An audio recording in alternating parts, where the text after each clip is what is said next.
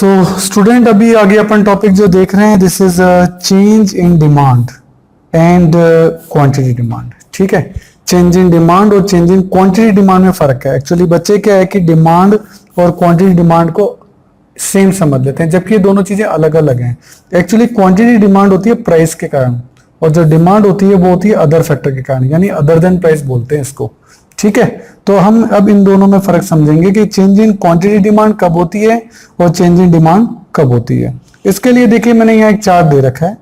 Change in quantity demand होती है occur due to change in price. मैंने यहाँ भी ऊपर लिखा था कि वो प्राइस के कारण होती है, तो यहाँ लिखा है प्राइस के कारण। इसके कारण लीड्स टू लिखा है movement along the demand curve. ये है movement along the demand curve. क्या होता है बताऊंगा। इधर ये डाउनवर्ड होगा और ये अपवर्ड होगा। कैसे होगा वो भी बताऊंगा।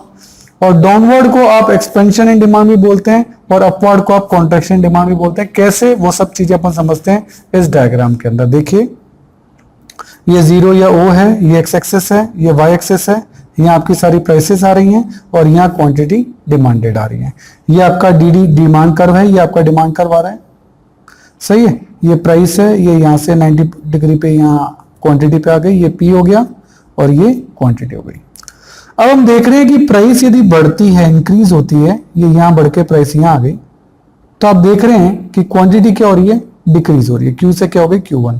यानी प्राइस अगर बढ़कर P1 हो गया तो क्वांटिटी कम होकर आपकी Q1 हो गई। सही है, और इसने इसको B पॉइंट पे टच किया, पहले ये A पॉइंट पे टच करा था। यानी जो प्राइस का जो आपका रे आया है वो A पे यहां टच हुआ और देन यहां Q पर आ गया। अब के P1 से आया और आपका B पे टच हुआ, नीचे आ गया। और यही अगर प्राइस कम हो जाए, P2 हो जाए, तो ये आपका कर्व पे यहां टच होगा और ये पॉइंट C होगा और ये Q2 हो जाएगा। यानी प्राइस कम होने से क्वांटिटी आपकी क्या हो रही है, क्वांटिटी आपकी बढ़ रही है। सही है। अब देखें कि पहले आप पॉइंट A पे थे, फिर आप पॉइंट B पे चले गए, आप पॉइंट C पे आ गए। यानी आप इस कर्व के ऊपर क्या कर रहे हो, मूवमेंट कर रहे हो। इसलिए इसको बोलते हैं movement along the demand curve. यानी आप डिमांड कर्व के ऊपर क्या कर रहे हो, मूवमेंट कर रहे हो। पहले आप A पॉइंट पे थे, फिर आप B पे आ गए, फिर आप C पे आ गए। अब ये डाउनवर्ड और अपवर्ड क्या है, तो देखो डाउनवर्ड तो बोलते हैं इसको, ये जो A से C पे आया ना, इसको बोलते हैं डाउनवर्ड। डाउनवर्ड से क्या हुआ, डाउनवर्ड कब होता है, जब प्राइस क्या होती है, कम होती है। और डाउनवर्ड होने से C पॉइंट से आपकी क्वांटिटी Q2 आती है, यानी आपकी प्राइस आपकी क्वांटिटी बढ़ रही है। इसको क्या बोलते हैं, एक्सपेंशन इन डिमांड। तो डाउनवर्ड से एक्सपेंशन इन डिमांड होता है। A से आप C पे आते हैं, डाउनवर्ड हुए, A से C पर आए, इस कर्व पे आप डाउन हुए, तो इससे आपकी क्वांटिटी डिमांड बढ़ गई। इसको क्या बोलते हैं, एक्सपेंशन। सेम इसका उल्टा अपवर्ड मूवमेंट, यानी आप A से B पे चल जाएं। A से B पे आप कब जाएंगे, जब आपकी प्राइस बढ़ जाएगी, इंक्रीज हो जाएगी। और प्राइस बढ़ने पर आपकी डिमांड कम हो जाती है, Q1 हो जाती है। और इसको जो आप अपवर्ड मूवमेंट कर रहे हैं, इससे जो क्वांटिटी निकल रही है वो कम हो गई है, इसीलिए उसको कॉन्ट्रैक्शन इन डिमांड बोलते हैं। तो ये तो है कॉन्ट्रैक्शन और ये एक्सपेंशन है ना, कॉन्ट्रैक्शन एंड एक्सटेंशन। ये एक्सटेंशन हो रहा है, ये एक्सटेंशन लिखा है, ये कॉन्ट्रैक्शन हो रहा है। कॉन्ट्रैक्शन और एक्सपेंशन आप यहां देख सकते हैं, ये एक्सटेंशन है और ये कॉन्ट्रैक्शन है। ये किसके कारण हो रहा है, ये हो रहा है आपका प्राइस के कारण। सही है, तो यही सब चीजें यहां लिखी हैं। Movement along the demand curve, जो ये मूवमेंट हो रहा है A से B, B से C। एक्सपेंशन इन डिमांड, ये expansion in demand. Contraction in demand, ये कॉन्ट्रैक्शन इन डिमांड। और ये सब किसके कारण हो रहा है, प्राइस के कारण। सही है, तो ये हो गया आपका चेंज इन क्वांटिटी डिमांड। अब हम आगे पढ़ेंगे change in demand. Change in demand जो है वो होता है अदर फैक्टर के कारण, इसको शिफ्ट इन डिमांड कर भी बोलते हैं। कैसे, देखते हैं। मैंने आपको बताया कि जो शिफ्ट इन डिमांड हो रहा है ये वेरियस अदर रीजन के कारण होता है। शिफ्ट इन डिमांड प्राइस के कारण नहीं होता, ये इसके वेरियस फैक्टर हैं, ये उनके कारण होता है। जैसे सब्स्टिट्यूट गुड की प्राइस चेंज हो जाए, कॉम्प्लीमेंट्री गुड्स की प्राइस चेंज हो जाए, कंज्यूमर की इनकम चेंज हो जाए, टेस्ट एंड प्रेफरेंस चेंज हो जाए, एक्सपेक्टेशन आपको फ्यूचर प्राइस चेंज होने का, पॉपुलेशन चेंज हो जाए, इनकम का डिस्ट्रीब्यूशन चेंज हो जाए, या सीजन या वेदर चेंज हो जाए। इतने चेंज ये होंगे ना, इससे शिफ्ट इन डिमांड कर्व होगी। कैसे होगी वो अपन देखें। देखिए इसमें प्राइस में तो कोई चेंज होगा ही नहीं, प्राइस तो वही है। ये आपका डीडी कर्व है, सही है, ये आपको ए पॉइंट पे यहां इंटरसेक्ट कर रहा है प्राइस को। ठीक है, अब यदि आपकी मान लो इनकम बढ़ जाए, आपकी इनकम बढ़ जाए तो उससे आपकी डिमांड क्या होगी, बढ़ जाएगी। आपकी डिमांड बढ़ जाएगी तो यानी वो इस तरफ आएगी। ये प्राइस के कारण नहीं हुआ, किसके कारण हुआ? इनकम यानी अदर फैक्टर के कारण। इसीलिए इसको क्या बोला जाएगा? इसको बोला जाएगा इंक्रीज इन डिमांड। ये जो राइट वर्ड पे जो कर्व शिफ्ट हुआ ना, ये सही है, इसको क्या बोलते हैं? Increase in demand. और जो ये लेफ्ट वर्ड शिफ्ट हुआ यहां, इससे क्वांटिटी कम होगी तो इसको क्या बोलते हैं? Decrease in demand. ये दोनों कर्व कैसे बनेंगे मैं आपको बताता हूं। देखिए, ये आपका 0 है, ये आपका एक्स एक्सिस है, ये आपका वाई एक्सिस है, ये आपका डिमांड कर्व है डीडी, यहां आपका प्राइस है और यहां आपका क्वांटिटी है। ये प्राइस P और ये क्वांटिटी Q और ये आपका A पॉइंट पे टच कर रहा है। सही है, ये तो बेसिक डायग्राम है, ये तो आपको आता है। अब मैं इसमें बता रहा हूं पहले कि अगर आपका प्राइसेस बढ़ जाए, वो बढ़कर P1 हो जाए, तो आप देख रहे हो क्वांटिटी कम होकर Q1 हो जाएगी। और यही आपका, ये तो अभी बढ़ गया तो ये कम हो गया, और यहां पॉइंट नंबर B है। और यही प्राइस अगर आपका कम होकर P2 हो जाए तो क्वांटिटी बढ़कर Q2 हो जाएगी, और ये इसको मैंने नाम दिया C। तो ये तो कहलाएगा अपवर्ड मूवमेंट। इससे आपकी डिमांड कम हो रही है, देखो Q कम हो रहा है, 0 के पास जा रहा है, तो ये आपका कहलाएगा कॉन्ट्रैक्शन। सही है, ये जो आपका है ये क्या कहलाएगा? कॉन्ट्रैक्शन। और ये आपकी प्राइस कम होने के कारण आप डाउनवर्ड मूवमेंट कर गए, तो इससे आपकी डिमांड बढ़ गई, ये आपका क्या कहलाएगा? ये आपका कहलाएगा एक्सपेंशन। सही है, तो इस तरीके से कर्व जो हैं वो आपके बनते हैं। ये अपन ने बनाया किसके कारण? Quantity demand. ये कौन सी डिमांड है? ये क्वांटिटी डिमांड है, ध्यान रखिएगा। सही है, अब यही चीज हम देखते हैं, ये तो वो किसके कारण? प्राइस के कारण। अब मैं देखता हूं अदर फैक्टर के कारण, तो एक और डायग्राम अपन बनाते हैं, देखते हैं।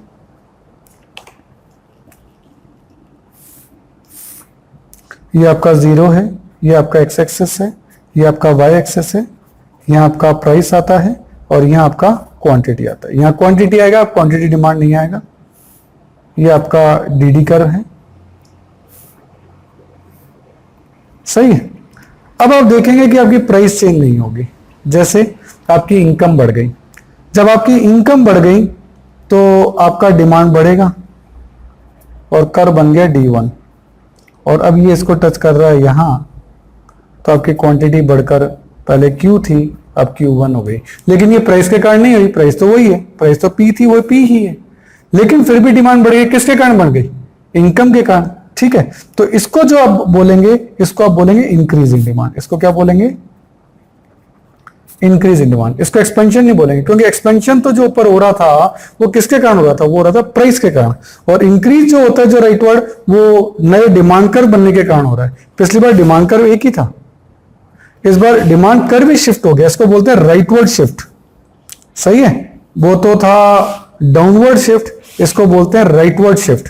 और ये किसके कारण हो रहा है? अदर फैक्टर्स के कारण हो रहा है, जिसमें मैंने इनका एग्जांपल जो लिया वो इनकम लिया है। और इसी तरह से आपकी इनकम कम हो जाए तो आप लेफ्टवर्ड शिफ्ट होंगे और नया कर्व बनेगा D2। सही है, लेकिन प्राइस वही चेंज है, प्राइस में कोई चेंज नहीं है, प्राइस वही है। और इस बार आपका क्वांटिटी डिक्रीज होके ये हो गया, Q2 हो गया। तो ये जो कहलाएगा ना, ये आपका कहलाएगा क्या? डिक्रीज।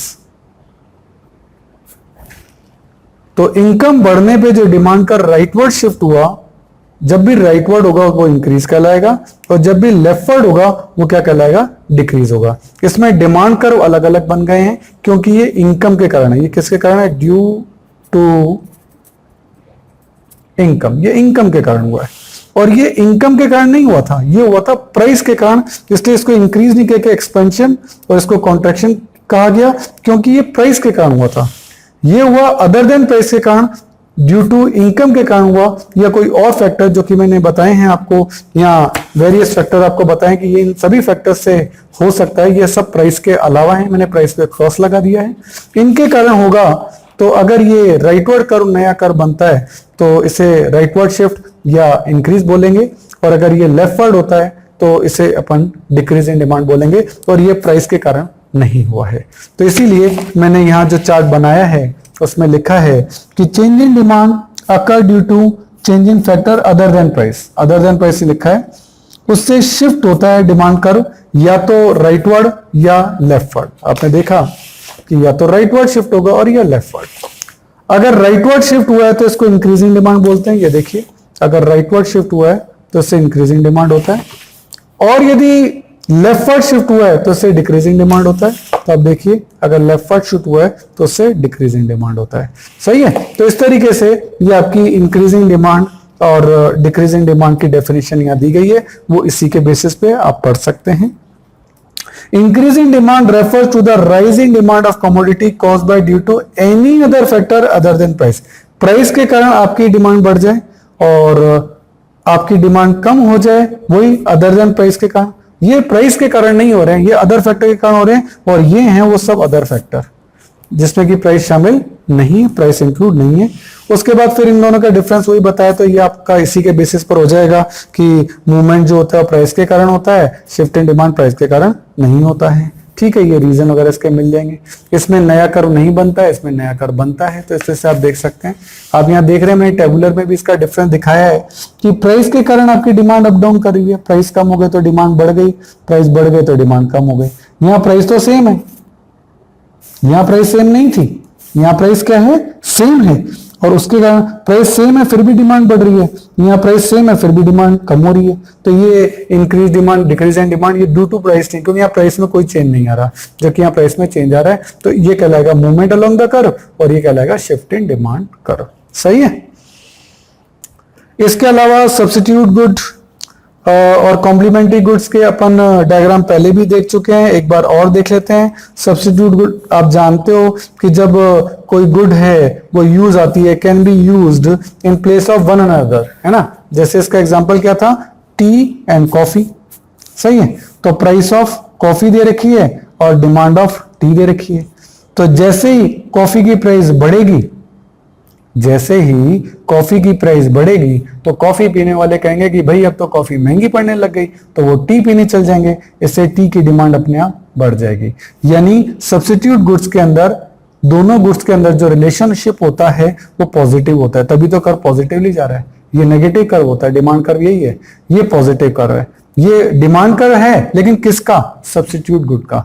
तो इनके बीच में कौन सा रिलेशनशिप होता है, इनके बीच में होता है पॉजिटिव रिलेशनशिप। इनके बीच में कौन सा रिलेशनशिप है, पॉजिटिव रिलेशनशिप है, कि हम देख रहे हैं कि यदि कॉफी की प्राइस बढ़ जाएगी तो कॉफी पीने वाले लोग टी पीने चल जाएंगे, इससे टी की डिमांड बढ़ जाएगी। और कॉम्प्लीमेंट्री गुड जैसे कि कार एंड पेट्रोल, उसके अंदर नेगेटिव रिलेशनशिप होता है, इसीलिए इसका कर्व इस तरीके से आया है, जबकि सब्स्टिट्यूट गुड का पॉजिटिव था। तो जब भी पॉजिटिव रिलेशनशिप हो तो डायग्राम ऐसे बनेगा, ऐसा इनकम में भी बनता है। और ये नेगेटिव रिलेशनशिप है। नेगेटिव रिलेशनशिप में क्या होता है, ये price of sugar and demand of T, ये कॉम्प्लीमेंट्री है, अपन ऐसा मान लेते हैं, है ना। तो अगर शुगर की प्राइसेस बढ़ गई तो लोग शुगर कम खरीदेंगे, और शुगर कम खरीदेंगे तो फिर चाय भी कैसे बनेगी, तो चाय की भी डिमांड क्या हो जाएगी, कम हो जाएगी। सही है। ऐसे ही अपन पेप्सी और कार और पेट्रोल का भी कह सकते हैं कि जैसे ही कार की प्राइसेस बढ़ेंगी तो लोग कारें कम खरीदेंगे, और जब वो कारें कम खरीदेंगे तो पेट्रोल की भी डिमांड क्या हो जाएगी, कम हो जाएगी। तो आप यहाँ कार और पेट्रोल भी लिख सकते हैं। सही है। तो इस तरीके से ये होती है कॉम्प्लीमेंट्री गुड। बस ध्यान रखने की चीज ये है कि सब्स्टिट्यूट गुड में जो रिलेशनशिप होता है दोनों गुड्स के बीच में वो पॉजिटिव होता है, और कॉम्प्लीमेंट्री गुड्स में ये रिलेशन नेगेटिव हो जाता है। अब इन्हीं का जो है डिफरेंस टेबल दिया गया सब्स्टिट्यूट और कॉम्प्लीमेंट्री का, कि इनके मीनिंग क्या है, तो वो तो अपने टी कॉफी और कार पेट्रोल देखे थे। टाइप ऑफ डिमांड, इसमें कॉम्पिटिटिव डिमांड होती है सब्स्टिट्यूट गुड में, और इसकी जॉइंटली डिमांड होती है, क्योंकि ये तो कंपटीशन में होते हैं चाय और कॉफी तो, और कॉम्प्लीमेंट्री गुड्स तो साथ में मांगी जाती है, तो इनको जॉइंटली डिमांड कहते हैं। ठीक है। इसका डायरेक्ट रिलेशनशिप होता है और इसका इनवर्स रिलेशनशिप होता है। कॉम्प्लीमेंट्री का अपन ने देखा था नेगेटिव रिलेशनशिप होता है, उसको इनवर्स बोलते हैं, और ये पॉजिटिव है, इसको डायरेक्ट भी बोलते हैं, इसको डायरेक्ट बोलते हैं, और नेगेटिव को अपन क्या बोलते हैं, अपन इनवर्स बोलते हैं। तो ये इस तरह से डिफरेंस जो है वो आपको दे रखे हैं। ये जो अपन ने जो पढ़ा सब्स्टिट्यूट गुड का और कॉम्प्लीमेंट्री गुड का, ये कॉन्सेप्ट जो है ये क्रॉस डिमांड कहलाता है। सही है। क्रॉस डिमांड क्यों, क्योंकि हम एक गुड का दूसरी गुड पे फर्क देख रहे हैं। हम क्या कर रहे हैं, सब्स्टिट्यूट गुड में हम देख रहे हैं कि चाय का कॉफी पे क्या असर पड़ रहा है, कॉम्प्लीमेंट्री में हम देख रहे हैं कार का पेट्रोल पे क्या, यानी एक गुड का दूसरी गुड पे क्या फर्क पड़ रहा है। तो जब आप इस तरह से जो करते हैं उसको बोलते हैं क्रॉस डिमांड, है ना, जबकि बाकी जो चीजें हैं वो नॉर्मल डिमांड थी। तो क्रॉस डिमांड याद रखिएगा, cross demand refers to the relationship between the demand of given commodity and the price of related commodity, यानी दूसरी कमोडिटी पे देखते हैं। तो जब एक गुड का दूसरी गुड पर अपन देखते हैं तो ये क्या कहलाता है, क्रॉस डिमांड। ओके, अब जो अपन टॉपिक डिस्कस कर रहे हैं, this is kind of demand. Demand के भी कई तरह के नाम हैं, कई तरह के यूज हैं, वो सब चीजें हैं। तो डेफिनेशन के बेसिस और विद एग्जांपल मैं आपको बताऊंगा। ये नॉर्मली एक आध नंबर का क्वेश्चन आपका आ सकता है। सबसे पहले प्राइस डिमांड। प्राइस डिमांड क्या होती है, वो डिमांड जो प्राइस से अफेक्टेड होती है ना। प्राइस अगर बढ़ जाए तो डिमांड कम हो जाएगी, और प्राइस यदि कम हो जाए तो डिमांड बढ़ जाएगी। ऐसी डिमांड को क्या बोलते हैं, प्राइस डिमांड। तो price demand refer to the relationship between the price and the demand of the commodity, तो उसको क्या बोलते हैं, प्राइस डिमांड। एक होती है इनकम डिमांड, ये इन दोनों का रिलेशनशिप क्या है, नेगेटिव, एक एरो अप जा रहा है तो दूसरा क्या जा रहा है, डाउन, उल्टा है। इनकम के साथ पॉजिटिव रिलेशनशिप होता है, क्या कि यदि आपकी इनकम बढ़ जाए तो आपकी क्वांटिटी जो डिमांड आपकी डिमांड जो है वो आपकी बढ़ जाती है, और यदि आपकी इनकम कम हो जाए तो आपकी डिमांड भी क्या हो जाती है, कम हो जाती है। तो इनकम बढ़ने पे डिमांड बढ़ती है, इनकम कम होने पे डिमांड कम होती है। तो इनके बीच में कौन सा रिलेशनशिप है, पॉजिटिव, दोनों एरो एक ही साइड जा रहे हैं, सही है। क्रॉस डिमांड मैंने अभी अभी आपको बताया था कि सब्स्टिट्यूट गुड और कॉम्प्लीमेंट्री गुड, सही है। तो क्रॉस डिमांड के एक कमोडिटी की प्राइस का दूसरी कमोडिटी की डिमांड पर क्या फर्क पड़ता है, उसको हम क्या कहते हैं, उसको हम कहते हैं क्रॉस डिमांड। एक होती है ज्वाइंट डिमांड। ज्वाइंट डिमांड क्या है, देखो पहले एग्जांपल देख लो। For example, demand for sugar, milk and tea leaves is a joint demand, because वो क्यों डिमांड की गई है, चाय बनाने के लिए। यानी एक डिमांड को पूरा करने के लिए कितनी सारी डिमांडें पूरी की गई। एक डिमांड, टी की आपकी डिमांड को पूरा करने के लिए आप शुगर भी मांग रहे हैं, आप मिल्क भी मांग रहे हैं, और आप टी लीव्स भी मांग रहे हैं, चाय की पत्ती। तो ये कहलाती है ज्वाइंट डिमांड। एक डिमांड को पूरा करने के लिए इतनी डिमांड की गई। एक है कंपोजिट डिमांड, आप इलेक्ट्रिसिटी की डिमांड कर रहे हैं। अब इलेक्ट्रिसिटी की डिमांड क्यों कर रहे हैं, क्योंकि आप इससे रूम्स की लाइट जलाएंगे, आप रेफ्रिजरेटर चलाएंगे, आप टीवी, एसी, सब, यानी एक ही चीज से आपकी कितनी सारी इच्छाएं पूरी हो रही है। देखो ये दोनों जस्ट अपोजिट है, इनमें मिक्सअप मत होइएगा। आपकी एक डिमांड को पूरा करने के लिए कितनी सारी चीजों की डिमांड की गई। एक चीज एक ही बनेगी पर डिमांड इतनी सारी की गई, यहाँ चीज एक ही मांगी गई है लेकिन डिमांड बहुत सारी पूरी हो गई है। ये दोनों आपस में इनवर्स है, मैंने एग्जांपल से ये बात बताई है। Derive demand. डिराइव डिमांड यानी डिपेंडेंट डिमांड, जैसे एग्जांपल खादी। अब खादी की डिमांड बढ़ेगी तो उसको बनाने वाले लेबर की डिमांड बढ़ेगी, और खादी की डिमांड कम होगी तो लेबर की डिमांड भी कम हो जाएगी। भाई जब खादी बिक ही नहीं रही तो हम लेबर क्यों रखेंगे।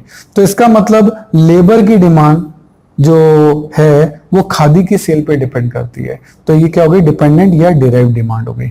यानी लेबर की डिमांड डिराइव्ड होगी किससे, खादी से। तो इसको क्या कहते हैं, डिराइव डिमांड। एक होती है direct demand. Direct demand, when A commodity satisfy the want directly, यानी वो चीज ली तो आपको और किसी चीज की जरूरत नहीं है, वो डायरेक्टली ही आपकी वांट को सेटिस्फाई कर देगी। फॉर एग्जांपल, आपने क्लोथ लिए तो बस ठीक है, पहनो, आप सेटिस्फाई हो। बुक्स है, आप पढ़ लो, आप सेटिस्फाई हो। फूड आप खा लो, आप सेटिस्फाइड हो। मतलब डायरेक्टली आपकी डिमांड सेटिस्फाई हो रही है, उसके बीच में कोई इनडायरेक्ट रिलेशनशिप नहीं है। ऑल्टरनेटिव डिमांड, ये क्या है, for example, there are number of option to satisfy the demand for food. मान लो आप घर गए, आपने कहा मम्मी भूख लगी है, तो मम्मी के पास लॉट ऑफ ऑप्शन है, चपाती दे दे, राइस दे दे, सलाद दे दे, फ्रूट दे दे, बर्गर दे दे, पिज्जा दे दे। वैसे तो आप पिज्जा पसंद करेंगे, लेकिन मम्मी के पास काफी सारे ऑप्शन है, वो कुछ भी देकर आपकी इस डिमांड को सेटिस्फाई कर सकती है कि आपको भूख लगी है। ठीक है, तो ये कहलाती है ऑल्टरनेटिव डिमांड। यानी आपने डिमांड की है, सामने वाला आपको कोई भी चीज आपको सेटिस्फाई करने के लिए दे सकता है, जैसे मम्मी काफी सारी चीजें दे सकती हैं। सही है।